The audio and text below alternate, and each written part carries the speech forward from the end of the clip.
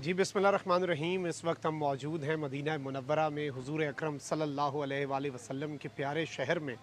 और ये जो बाग़ आप मेरे पीछे देख रहे हैं खजूरों का, ये हुज़ूर अकरम सल्लल्लाहु अलैहि वसल्लम ने अपने हाथों से लगाया था।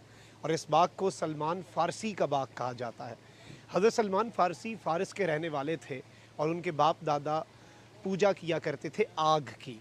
और उन्होंने जब आगे गए और उन्होंने तौरात और इंजील पढ़ी तो उन्हें पता चला कि एक आखिरी नबी आना है। वो जब इस इलाके में पहुँचे तो यहाँ पर एक यहूदी के पास क़ैद हो गए और उसके ग़ुलाम बन गए। और वो हुज़ूर अकरम सल्लल्लाहु अलैहि वसल्लम के पास आए क़िस्सा मुख्तसर के। उन्होंने नबी करीम सल्लल्लाहु अलैहि वसल्लम को कहा कि मैं मुसलमान होना चाहता हूँ, लेकिन मुझे यहूदी से आज़ाद होना है। हुज़ूर अकरम सल्लल्लाहु अलैहि वसल्लम ने यहूदी से जब दरियाफ़्त किया कि इन्हें आज़ाद करने का क्या मुआवज़ा लोगे, तो उसने कहा कि मेरा एक जगह है मेरे पास और वहाँ पर आप 360 खजूरों के दरख्त लगा दें। जब वो दरख्त फलदार हो गए मैं इसे आज़ाद कर दूँगा। यहूदी का ख़्याल था कि 10-12 साल लगेंगे और तब तक बस ठीक है। हुज़ूर अकरम सल्लल्लाहु अलैहि वसल्लम ने सहाबा को कहा कि जाओ और 360 गड्ढे खोदो।